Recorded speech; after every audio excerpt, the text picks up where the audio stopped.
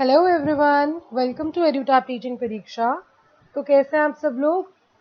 चलिए, तो बहुत ही अच्छी बात है that you all are doing fine and you guys are safe and sound at your respective places, right? So due to the current lockdown situation because of corona virus we are working from home. In fact Edutap की पूरी team घर से काम कर रही है। So guys, every Monday, Wednesday and Friday, that means Monday alternate, you are getting English sessions which are recorded. ठीक है? तो अभी के लिए recorded sessions हैं, तो please bear with us क्योंकि कुछ technical issues हैं जिसकी वजह से live sessions नहीं हो पा रहे हैं। तो मैं पूरी कोशिश कर रही हूँ कि आप लोगों का जो flow है वो खराब ना हो, इसलिए हम recorded videos डाल रहे हैं। ठीक है? तो I surely miss the interaction with all of you, my dear students, जो मैं लाइव सेशन पे कर पाती थी पहले। तो I think some of you must be missing me also. तो कोई बात नहीं, थोड़ा सा और इंतज़ार करें जब तक सिचुएशन नॉर्मल होगी, और तब तक के लिए you can write anything you want to discuss with me in the comment section and I will get back to you at the earliest, right? So today we are going to start with a new series for English, shortcut tricks, right? कि कुछ questions हम discuss किया करेंगे और questions को solve करने के कुछ हम बेसिक फंडे, कुछ शॉर्टकट समझेंगे कि एग्जाम में अगर इस टाइप के क्वेश्चंस आपके आते हैं तो आपने उनको अप्रोच कैसे करना है। ठीक है? तो ये जो क्वेश्चंस होंगे आपके, ये मिक्स्ड क्वेश्चंस रहेंगे। ऐसा नहीं होगा कि एक ही टॉपिक करेंगे इसमें हम। This will be a comprehensive coverage of all the topics. कभी कोई, कभी किसी का क्वेश्चन, जैसे कभी ईडियम्स का हो गया, कभी मैंने आर्टिकल्स का क्वेश्चन उठा लिया। तो ऐसे ब्लेंड ऑफ टॉपिक्स हम डिस्कस किया करेंगे यहाँ पे। उससे ये फायदा होगा कि आपकी एंड टू एंड सिलेबस की कवरेज भी होगी एंड साथ साथ आपके बेसिक्स ब्रश अप हो रहे हैं। And the most important thing is you are able to practice exam oriented questions which will definitely let you know that आपकी प्रिपरेशन कहाँ पे है, कहाँ पे खड़ी है इस वक्त पे। ठीक है? और आप कितना उसको इम्प्रूव कर सकते हैं ये वाले क्वेश्चंस करने के बाद, right? So all right, let us start with this and अपनी पेन कॉपी लेकर बैठ जाइए, फिर हम शुरू कर रहे हैं ये वाले क्वेश्चंस। ऑल राइट, सो यहाँ पे आपके पास है first question, as you can see on your screen, right? तो I read out the question to you, let me just on the laser pointer. Yeah, find a similar word to embezzle. Similar word का क्या मतलब है आपसे? Synonym. ठीक है? तो आपने एम्बेजल का सिनोनिम बताना है, that is a similar word, right? So do remember कि ऐसे ही सिमिलर वर्ड होता है और ऐसे क्या होता है आपका? सिनोनिम होता है। ठीक है जी? तो क्या है, देखो ऑप्शंस: मिसअप्रोप्रिएट, बैलेंस, रेम्यूनरेट और क्लियर। प्लीज थिंक कि एम्बेजल, इसमें एम्बेजल का मतलब क्या है, उसी से आपको पता लगेगा कि मिसअप्रोप्रिएट क्या है और बैलेंस क्या है। Give it 30 seconds thought and just try to analyse कि क्या ऑप्शंस हैं, इसका आंसर क्या हो सकता है। एम्बेजल, चलो मैं आपको बता देती हूँ क्या होता है। एम्बेजल बेसिकली होता है दैट एक तरीके से आप कुछ गलत कर रहे हो या आप कुछ पैसे चुरा रहे हो, you are stealing something, right? Embezzle is that. तो that is something related to wrong which is unethical. तो अगर हम ऑप्शंस देखें, मिसअप्रोप्रिएट, बैलेंस, रेम्यूनरेट और clear. Remunerate is related to remuneration, है ना, पैसे से रिलेटेड है, तो ये नहीं हो सकता है। बैलेंस भी नहीं हो सकता है, क्लियर भी नहीं हो सकता है। So the only option that we are left with is answer is option number A, which is misappropriate, right? So अब इसको याद करने का शॉर्टकट क्या है, जल्दी से देखें and do right it in your notebooks so that it helps you later on. ठीक है जी? एम्बेजल जो है उसमें एक सफिक्स है बेजल, राइट? तो बेजल का क्या मतलब होता है? बेजल का मतलब होता है स्टीलिंग और प्लंडर, कि कोई भी आप कोई चीज चुरा रहे हो, है ना, उसे हम क्या बोलते हैं? बेजल। तो आप इसको प्रीफिक्स सफिक्स वाले अप्रोच से याद करेंगे। इसका ये शॉर्टकट है that bezzle means to plunder और the act of stealing, right? And you know that act of stealing एक तरीके से अनएथिकल है, रॉन्ग है, और इसलिए आंसर क्या होगा आपका? मिसअप्रोप्रिएट, something which is not right, something which is not appropriate. So that comes out to be option number A, which is your correct answer. ठीक है?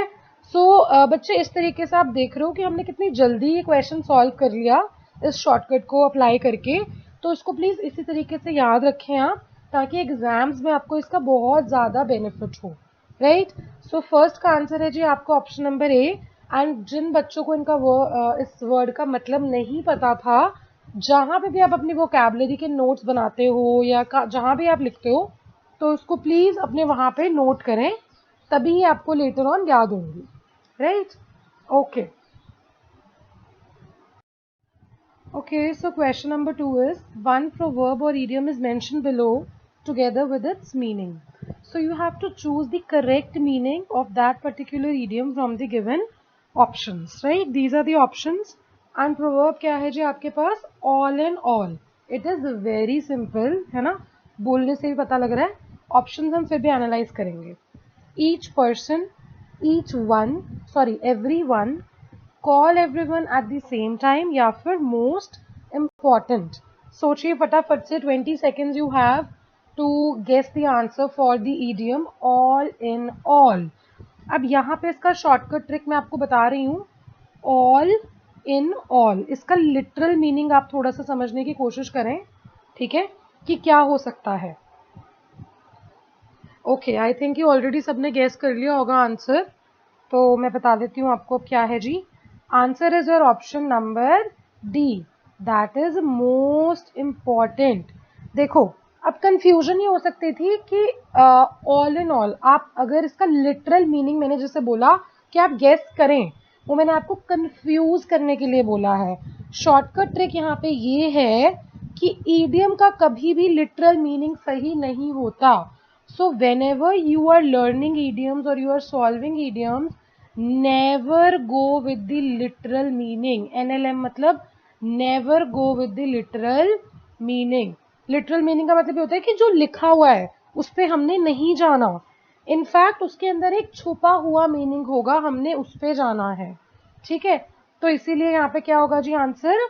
आप सोच सकते थे कि ईच पर्सन या एवरी, है ना, आपको लगा होगा कि ऑल है तो एवरी होना चाहिए, बट नो, अगर लिटरल मीनिंग ही होता तो उसे ईडियम क्यों बोलते, अगर उसका मतलब उसी के अंदर होता। ईडियम उसे हम इसलिए बोलते हैं बिकॉज वो अपने लिटरल मीनिंग से कुछ हटके है, राइट। तो इसलिए आंसर क्या है जी आपका ऑप्शन नंबर डी है, that is most important. All in all signifies the crux और द माइन्यूट्स, मिनट्स और माइन्यूट्स की मतलब क्रक्स क्या होता है? क्रक्स होता है कि जिस्ट, एक समरी, एक मेन थिंग, है ना। और मिनट्स क्या होते हैं? मीटिंग के मिनट्स मतलब नोट्स। जैसे मैं आपको बोलती हूँ ना कि इंपॉर्टेंट चीजें नोट कर लो, तो वो मीटिंग के अंदर लोग मिनट्स लिखते हैं, उसको ऐसे बोलते हैं।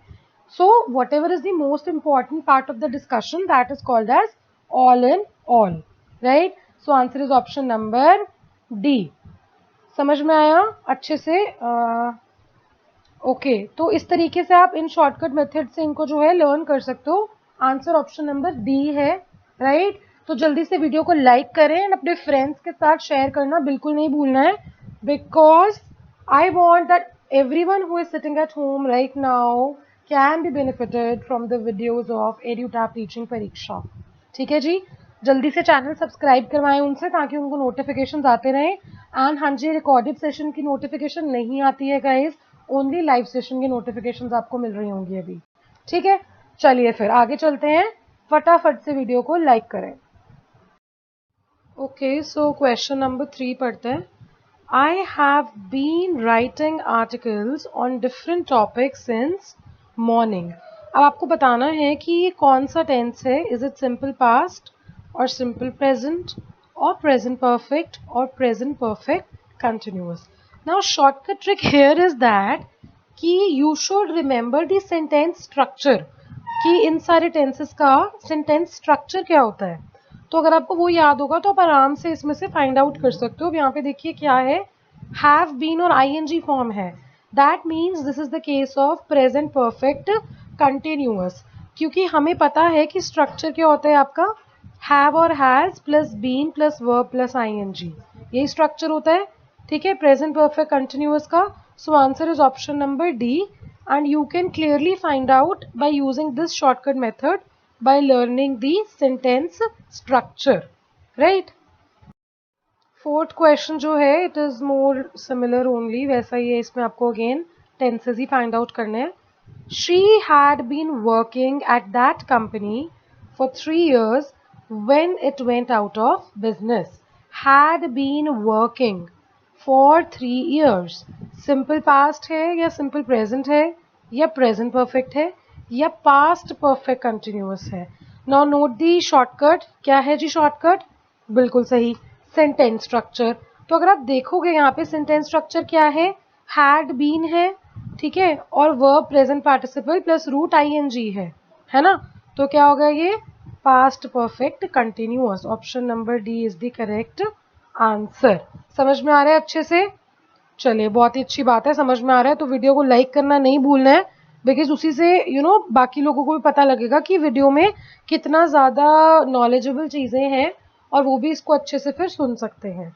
Right, okay. चलिए फिर नेक्स्ट क्वेश्चन पे चलते हैं. अब हम फिफ्थ क्वेश्चन क्या है, लेट्स सी. चलिए पढ़िए फिर question. Fill the correct form of verb in the blank. ठीक है, तो ये आपका क्वेश्चन है जी सब्जेक्ट वर्ब अग्रीमेंट का. तो एक बार ना थोड़ा आइडिया भी लगा लिया करें कि कौन से फील्ड में से क्वेश्चन है, कौन से एरिया आपका टेस्ट हो रहा है, बिकॉज उससे थोड़ा इजी हो जाता है सॉल्व करना. All right. Either my shoes और योर कोट इज या फिर are always on the floor. अब आपको इन दोनों में से चूज करना है, तो क्या होना चाहिए जी आंसर. यहाँ पे अब ईदर और का यूज किया गया है. तो ध्यान से देखिए, या तो शूज होंगे या कोट होगा, वो कह रहे हैं फ्लोर पे हमेशा ही. तो बच्चे जब भी ऐसा वाला कोई सिचुएशन होता है तो इसका मतलब शॉर्टकट क्या जाएगा यहाँ पे कि प्लीज नोट कि दोनों में से एक चीज बोल रहा है वो. और अगर वो एक चीज बोल रहा है तो वैसे भी सिंगुलर है, राइट. अगर वो दोनों में से एक चीज बोल रहा है तो वो तो वैसे भी सिंगुलर ही हुई ना फिर. तो इसीलिए आपका आंसर क्या रहेगा यहाँ पे? इज. राइट, क्योंकि दोनों चीजों की बात नहीं हो रही है. They are talking about only one thing. So that is why your answer is. ठीक है जी.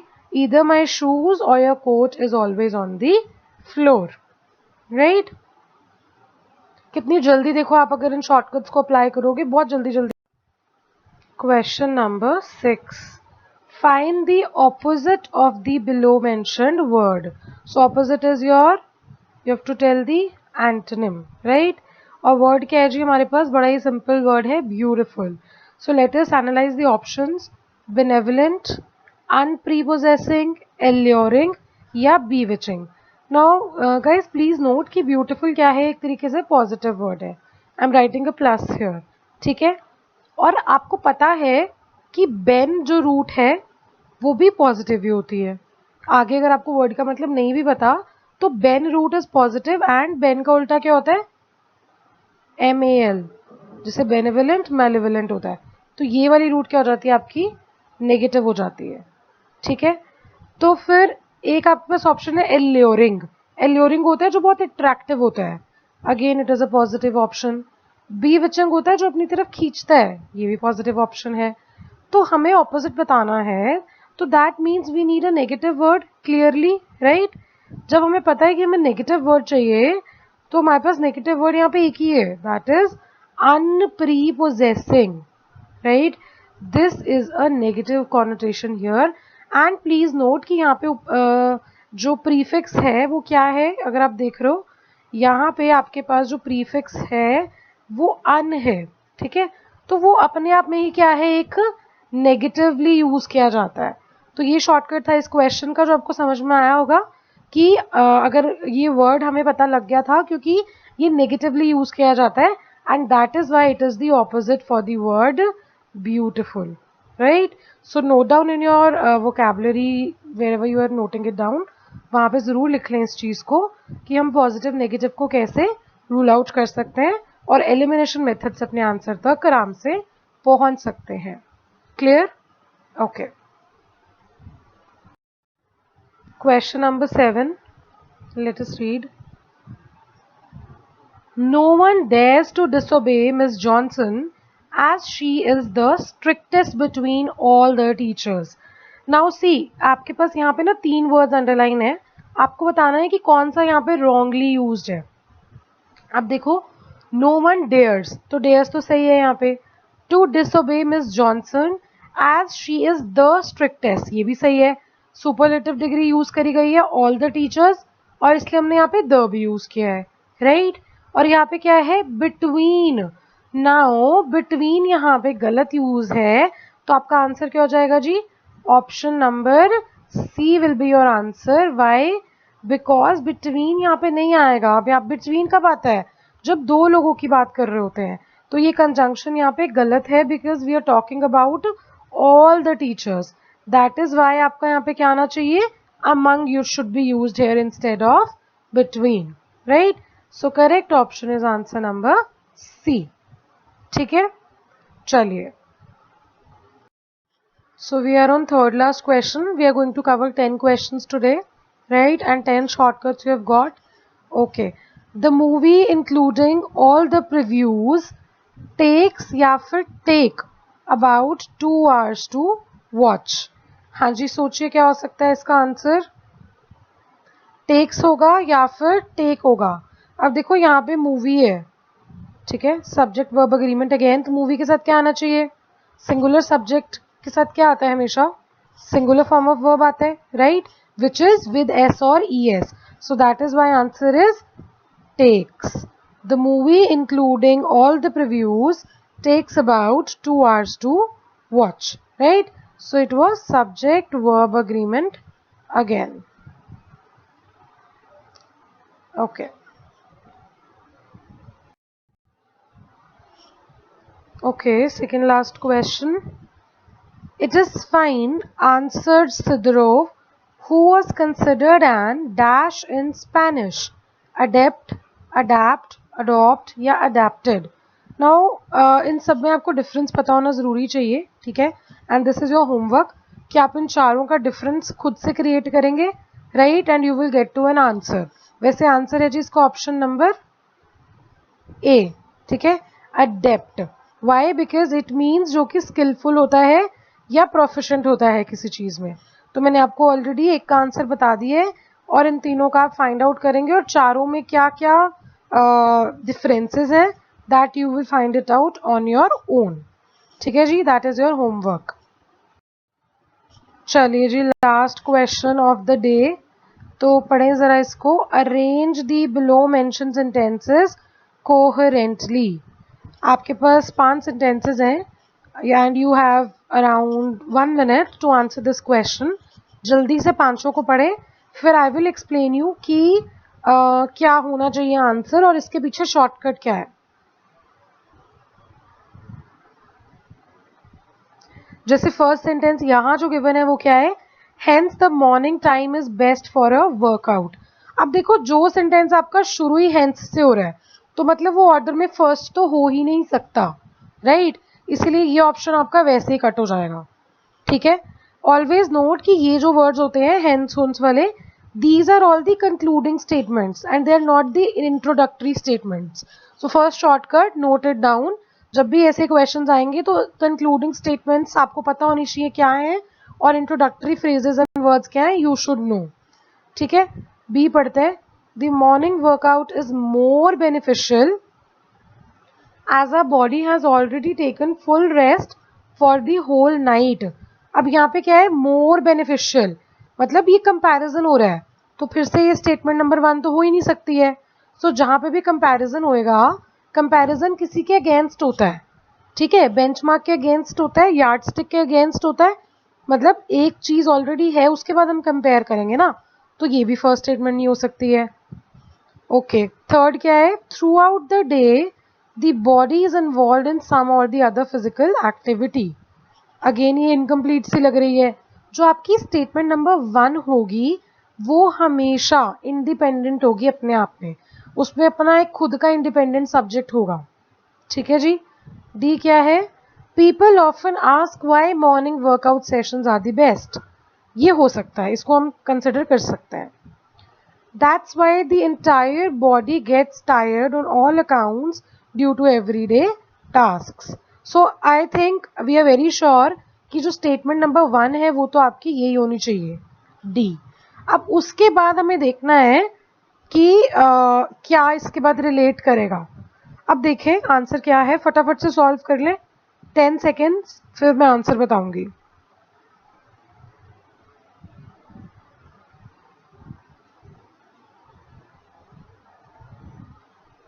ये है जी आंसर आपका option number B, that is DBCE, right. जिससे मैंने आपको ऑलरेडी बताया था कि ए जो है वो ओपनिंग नहीं हो सकता क्योंकि वहां पे लिंकिंग वर्ड हेंस है. ठीक है. बी भी नहीं हो सकता ओपनिंग क्योंकि वहां पे आपका कंपैरिजन हो रहा है. सी क्या है, सी भी ओपनिंग नहीं हो सकता था क्योंकि उसमें भी क्या है आपका ट्रांजिशन वर्ड है. और ई जो है वो फिर से दैट्स वाई से हो रहा है तो वो भी नहीं हो सकता. इसलिए ओपनिंग सेंटेंस हमारा क्या था जी, डी ऑप्शन था, right.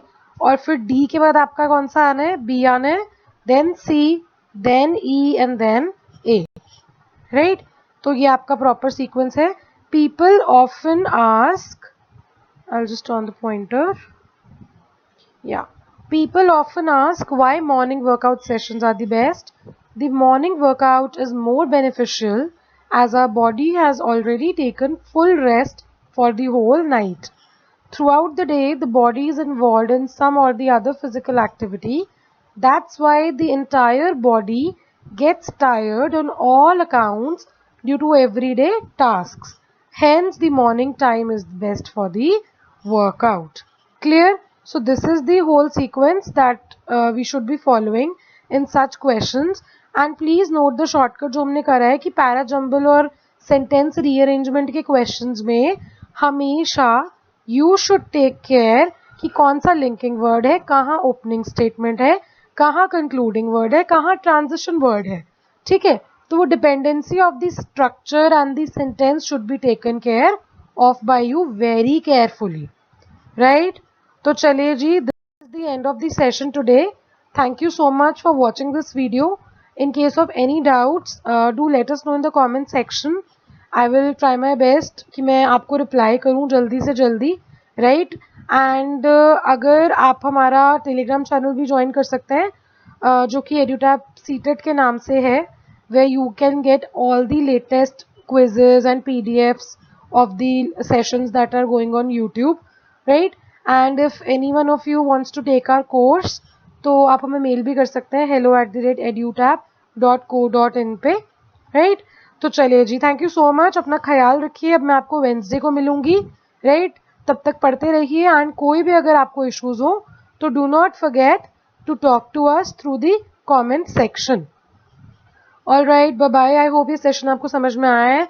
Do not forget to like it and share it and subscribe it on your own, right. Bye bye, take care, God bless you.